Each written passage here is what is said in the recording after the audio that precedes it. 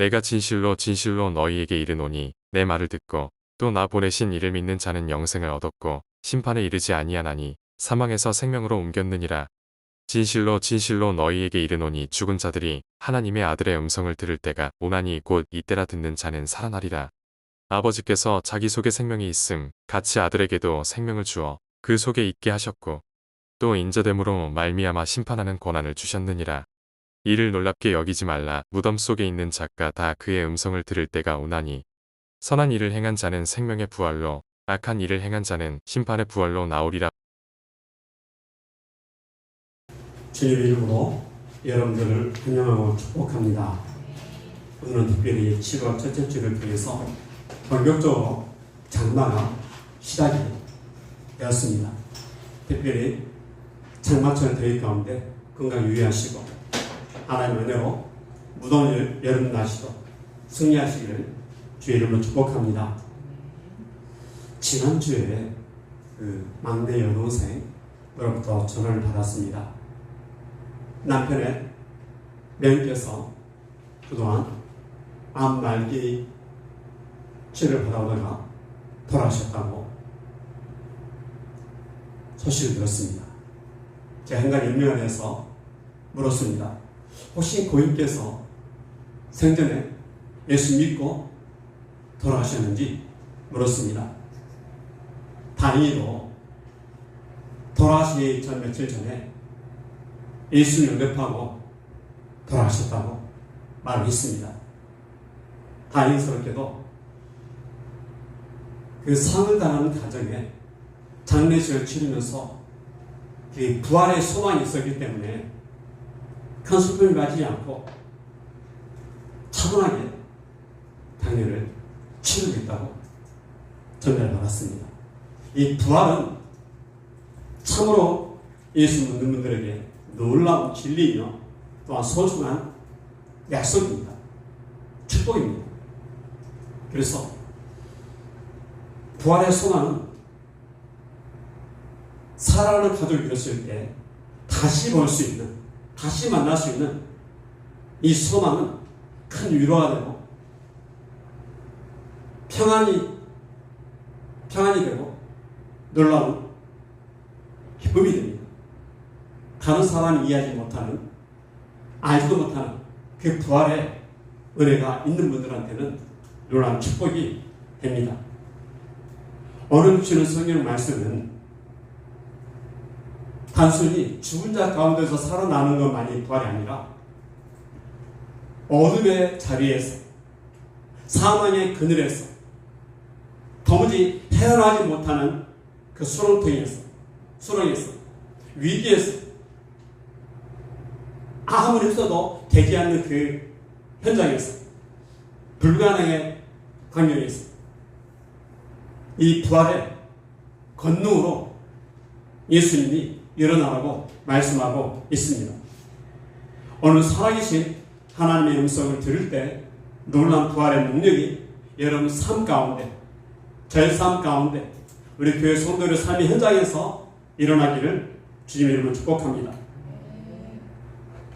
먼저 성경은 이 부활의 대상이 예수 믿는 자만 있는 것이 아니라 예수 믿지 않는 악인들에게도 부활이 일어난다고 말씀하고 있습니다. 우리는 예수 믿는 자만 부활을 한 줄 아는데 성경은 악인들도 부활하고 예수 믿는 의인들도 부활한다고 말씀하고 있습니다. 부활의 두 가지 의미가 성경에 우리에게 소개를 합니다. 요한복음 우리 24절에 한번 정당 목사님 읽어주실래요? 내가 진실로 진실로 너희에게 이르노니 내 말을 듣고 나 보내신 이를 믿는 자는 영생을 얻고 심판에 이르지 아니하니 사망이 생명으로 옮기느니라. 먼저 성경은 진실로 예수님이 말씀하십니다.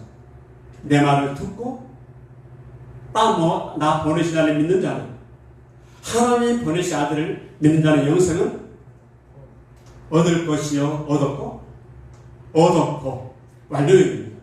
이미 얻었다는 거예요. 네. 두 번째, 심판에 이르지 아니하나니 사망에서 생명으로 옮겨졌다는 것. 완료입니다. 이것은 놀랍게도 그 다음 절에 오면 우리에게 약속을 해주는데, 악한 자는 의인이든 예수 믿는 자든 믿지 않는다는 부활이 있다고 성경은 말씀해주고 있습니다. 요한복음 5장 29절 다 함께 읽어볼까요? 선한 일을 행한 자는 생명의 부활로, 악한 일을 행한 자는 심판의 부활로 나오리라. 이는 선을 행한 자는, 예수 믿는 자는 영생하기 위해서 부활한다는 거예요. 반대로 악을 행하는 자는 심판을 받기 위해 부활을 한다는 것입니다. 똑같이 부활이 이루어지는데 그 목적이, 결과가 너무나 다릅니다. 너무나 달라요.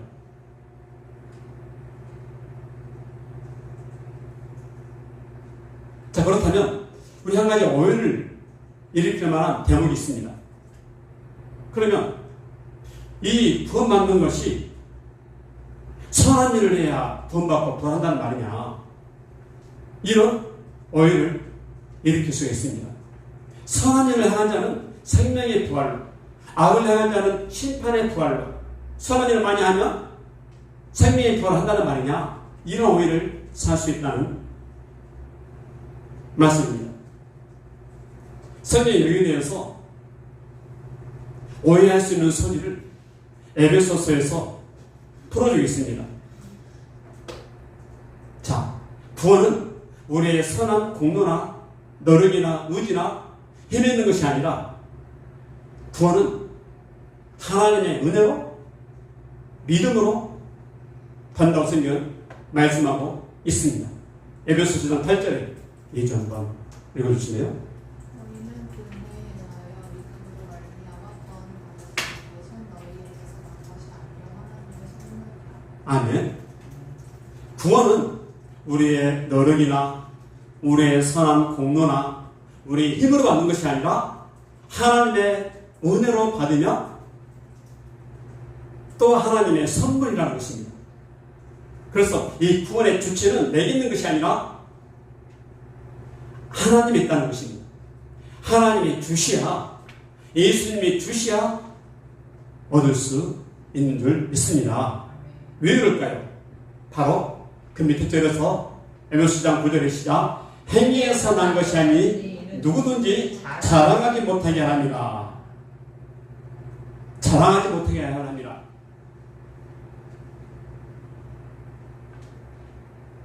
자, 우리 여기서 한 가지 성경에서 구원이란 단순히 내 능력, 내 힘, 내 자랑, 나에게 있는 것이 아니라 하나님의 선물이고 하나님의 능력이고 하나님의 은혜라고 하는데, 문제는 우리가 그 마태복음 성경에 오면은 이렇게 표현해 줍니다. 놀랍게. 양과 염소의 비를 통해서 구원을 설명해 줘요.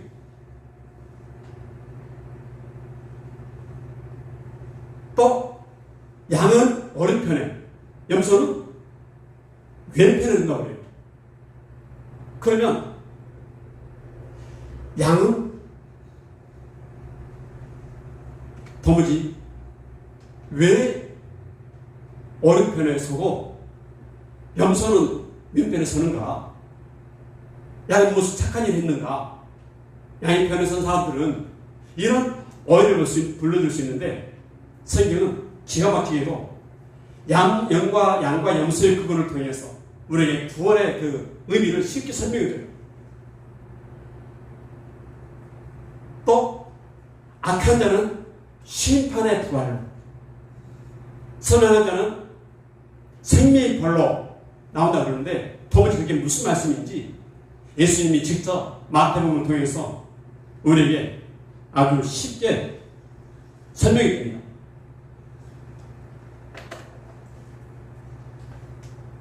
따라할까요? 양과 염소의 구분을 통해 양과 염소의 저는 메시지. 메시지. 자, 예수님이 마지막에 나올 때 목자가 양과 염소를 구분을 해요. 우리 마태복음 25장 31절에 시작. 인자가 자기 영광으로 모든 천사와 함께 올 때 제 영광이 보좌에 앉으리니 하나님이 보좌에 앉는데 이제 심판으로 올 때 구분을 한다는 거예요. 구분. 어떻게 구분한다는 것입니까? 이어서 시작. 모든 민족을 그 앞에 모으고 각각 구분하기를 목자가 양과 염소를 구분하는 같이 하여 양은 그 오른편에 염소는 왼편에 두리라. 양은 왜 오른편에 두고 염소는 왼편에 두냐는 거예요. 양은 착하니까 오른편에 두고 염소는 악하니까 왼편에 둔단 말입니까? 양은 오른편에 두어서 구원을 받고 염소는 왼편으로 심판을 만나는 말입니까? 그게 아니라는 거예요. 우리는 팔레스타인 지방의 목동이 양을 기르는 그 생활을 보면 왜 양과 염소를 구분하는지 이유를 알게 됩니다. 여러분, 양과 염소는 함께 기르지만 함께 꼴을 먹고 하지만 반드시 저녁에는 구분을 해요. 왜 구분할까요? 여러분, 이유가 있습니다. 서로가 불편해요. 서로 불편하다는 거. 왜 불편할까요? 양은 생리의 특성상 털이 많기 때문에 더우면 잘 못 자는 거예요. 뜨거우면. 염소는 반대로 추운 추위를 타기 때문에 저녁에 차게 되면 잠을 못 자는 거예요. 그러다 보니 양과 염소는 반드시 구분을 해줘야 됩니다. 그래서 양들끼리 모아서 한편에 두고 또 염소는 염소대로 또 한편에 둔다는 거예요. 생명 특성 때문에. 자, 그럼 예수님이 왜 이 말씀 하셨는지 이것은 양에 있는 본성, 염소에 있는 본성, 양에 있는 경향, 염소의 경향이 분명히 드러나는 것처럼 예수 믿는 사람들은 그 속에 본성이 새롭게 변하는 예수의 본성이 있다는 거예요. 그 경향이 있다는 거예요. 그 본성대로 살아가는데 놀랍게도 본성의 차이를 통해 과연 저 사람이 예수 믿는 사람인가 아닌가를 우리가 구분할 수 있게 된다는 거예요. 신기하게 기가 막히게도. 자, 어떤 본성으로 나타나냐면 어느 날 예수님께서 이렇게 묻습니다. 한 비유를 드는데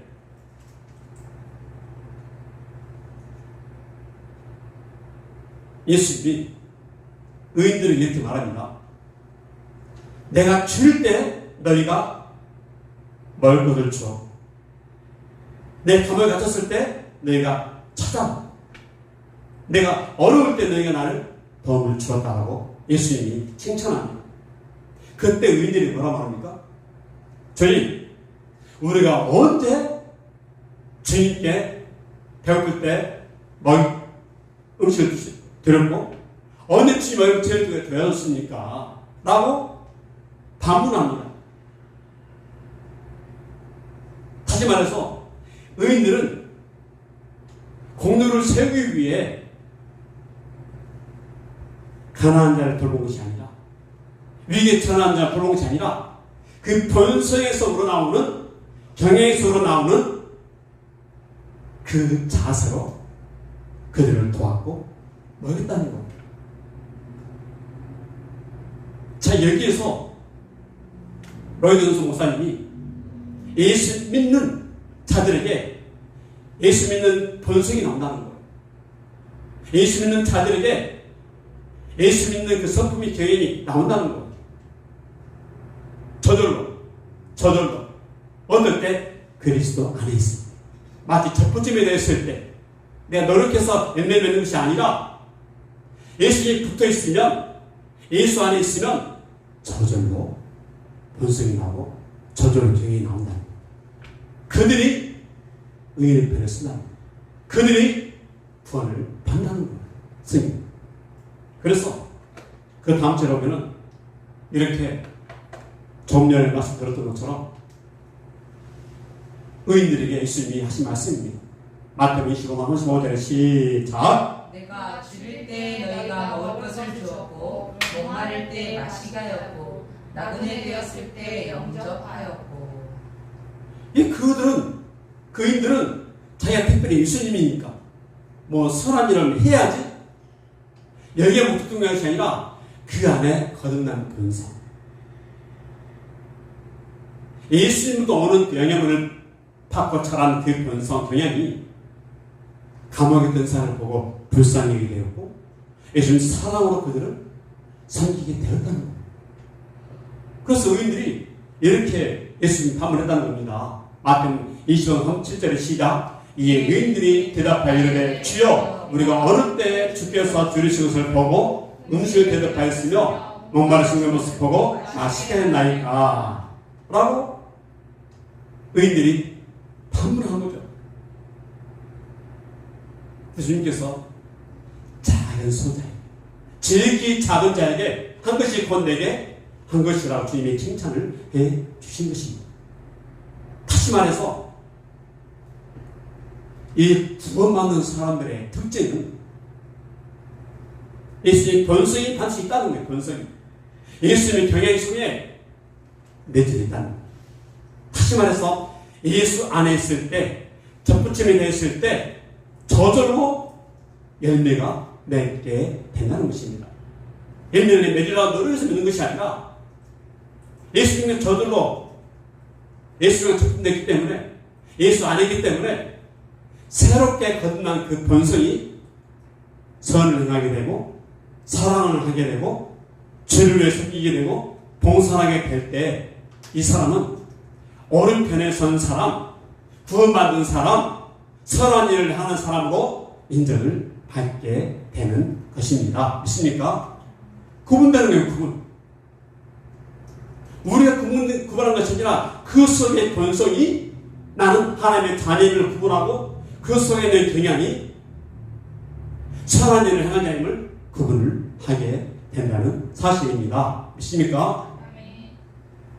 그래서 성경은 이런 본성이 있는 자, 예수의 생명을 공급받은 자, 접붙임을 당한 자, 현 예수 안에 있는 자는 놀라운 삶을 살 수 있게 됩니다.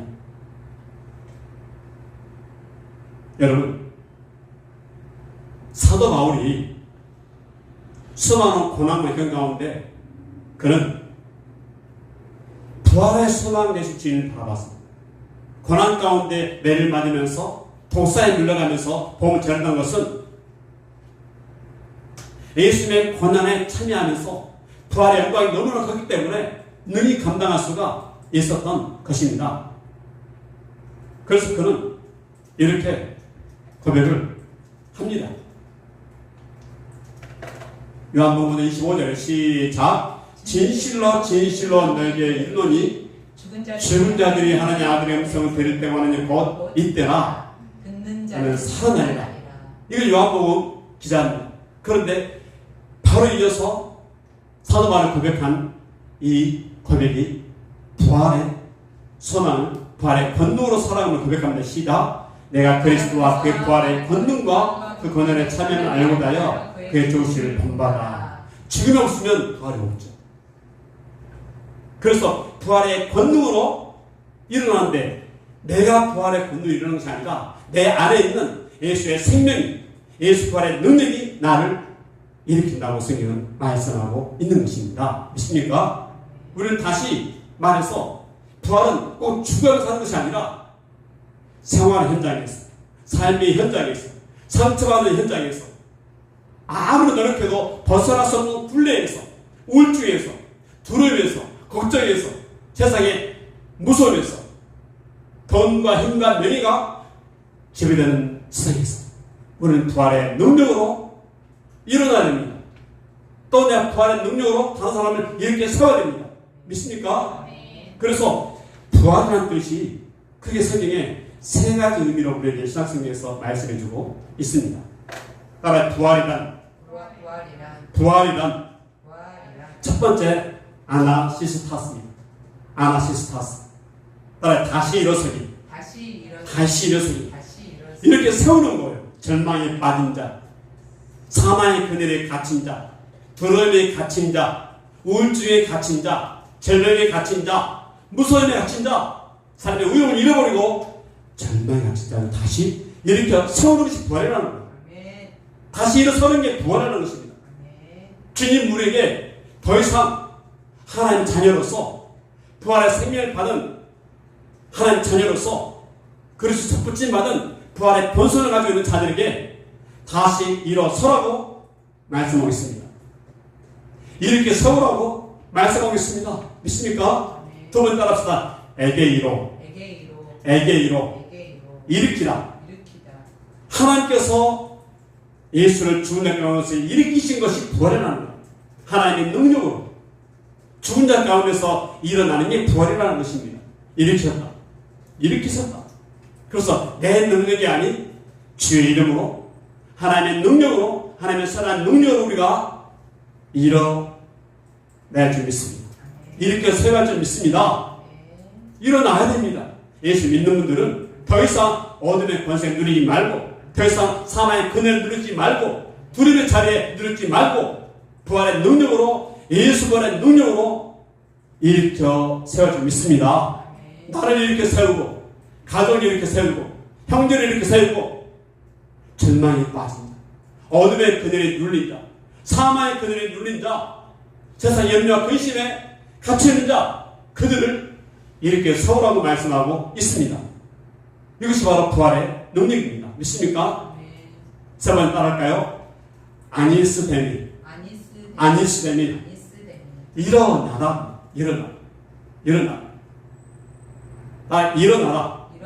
일어나라. 예수님이 자신의 능력을 가지고 스스로 일어나시던 점을 강조해 쓰는 아니시됩니다. 우리는 우리 안에 예수의 부활의 생명이 있습니다. 능력이 있습니다. 그래서 주님 우리에게 어둠에서 빛으로 죄에서 자유케 되고 사망에서 생명으로 옮겨졌느냐고 말씀하고 있습니다. 그렇지 이 말씀이 우리에게 이렇게 선포되죠. 너희가 하나님의 음성을 들을 때가 온다. 아들의 음성을 듣는 자는 곧 살아나리라고 말씀하고 있습니다. 여러분 죽은 지 사흘이나 된 나사로의 무덤에 주님 찾아왔습니다. 사람들은 슬픔과 좌절과 큰 우울함에 빠져 있었습니다. 예수님께서 죽은 무덤을 향해서 갇혀있는 나사로에서 뭐라고 말씀하십니까? 나사로야 나오라고 말씀하십니다. 그 사망의 자리에서 음부의 자리에서 무덤으로서 나오라고 명하십니다. 그 부활의 능력으로 명하십니다. 꼭 부활은 죽은 자가 살아나는 것도 부활이지만 내 삶의 현장에서 죽음의 그늘에서 좌절의 현장에서 부정적인 생각에서 사단이 주는 그 두려움에서 아무것도 못한 그 무서운 공포와 좌절과 눌림의 현장에서 다시 일어서라고 말씀하십니다. 이렇게 서우라고 말씀하십니다. 일어나라고 말씀하십니다. 누구의 권능으로? 예수 부활의 권능으로 일어나라고 말씀하십니다. 이 예수 부활의 권능은 오늘도 예수를 믿고 예수와 접붙임 당한 자 그 속에 예수 부활의 본성이고 생명의 본성이 들어있고 예수 생명으로 걷는다는 효과가 일어납니다. 그래서 오늘 스님 우리에게 이렇게 약속합니다. 따라서 너희가 하나님 아들의 음성을 들으면 살아나리라. 자, 우리 요한복음 5장 25절에 시작. 진실로 너희에게 이르노니 죽은 자들이 하나님의 아들의 음성을 말씀을 들을 때가 오나니 곧 이때라. 듣는 자는 살아나리라. 듣는 자는 살아나리라. 아멘. 그래서 우리가 아침이나 저녁이나 살아 대신 하나님의 음성을 들어야 될 믿습니다. 예배 때 듣고 설교를 통해 듣고 말씀을 듣고 말씀 읽을 때 듣고 그 살아계신 하나님 음성을 들을 때 말씀은 살아있어 좌우에 날선 어떤 것보다도 이리하여 혼과 영과 관절과 손을 찔러 쪼개까지 하며 또 사람의 생각과 마음의 생각을 감찰하니 라고 말씀하셨습니다. 하나님의 말씀은 생명이 있습니다. 그 생명의 말씀이 들릴 때 듣는 자는 살아나리라고 말씀하고 있습니다. 여러분, 그래서 나는 능력이 없지만 우리는 힘이 없지만 부활력이 없지만 실제로 사망의 옷을 깨뜨리시고 죽음의 옷을 깨뜨리시고 무덤 문을 부시고 나오신 예수 부활의 권능을 믿고 선포할 때 역사가 일어날 줄 믿습니다. 예수 부활의 권능으로 일어나라고 말씀하십니다. 예수 부활의 권능으로 이렇게 살라고 말씀하십니다. 예수 부활의 권능으로 일어서라고 명하십니다. 우리 요한복음 11장 43절에 시작. 이 말씀하시고 큰 소리로 나사냐 부르시니 이어서 죽은 자가 쑥을 배로 동인처럼 나오는데 그 얼굴에 수건에 쌓였더라. 예수께서 이르시되 풀어놓아 다니게라 하십니다. 죽음의 현장에서 좌절의 현장에서 끝이다. 더 이상 소망이 없다.